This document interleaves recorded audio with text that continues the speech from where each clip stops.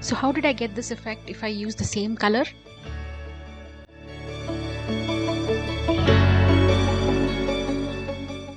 You've seen me paint this large stencil mural in my studio in one of the old videos. I wanted this wall to have a lot more depth and interest, so I used the same stencil and the same color as the wall and painted around it. So the first thing to do was to stick my stencil on the wall, and then as usual I'm using a foam roller and the same exact color. Now the color of the wall, if you remember, was Enchanted Forest.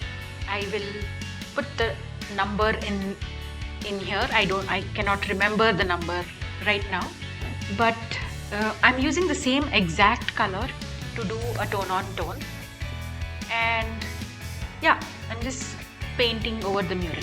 Now one of the things you need to keep in mind while doing a large stencil like this is that it tends to come off from the wall when you're painting.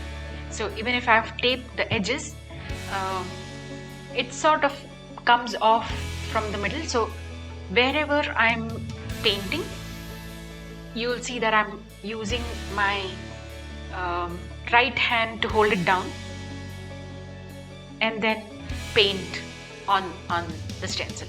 So I'm just pressing the stencil down so that it stays flush with the wall, and then I'm painting over it. This stencil is a 2 feet by 3.5 feet wide, and the best thing about this stencil is that it gets done faster. You know, you don't have, if you have like a small wall or a small space where you want to fill up with some details, it sort of gets done really quickly and it's very instantly gratifying, I would say. And then it's just a matter of using the same stencil, positioning it in a different place and repeating the process. One other thing to keep in mind while working with stencil is after you've used the stencil twice on the wall, always flip it over on a sheet of paper or on an old bedsheet and wipe the back, so that when you're using it for the third time you have sharper lines. Otherwise the paint sort of tends to seep into the back of the stencil and smudging your design. I think this one was the last one that I did. So how did I get this effect if I use the same color?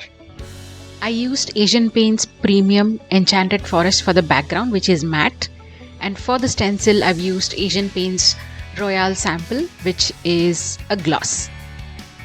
And that's how you get a tone on tone. The camera simply does not do justice to how gorgeous this wall looks.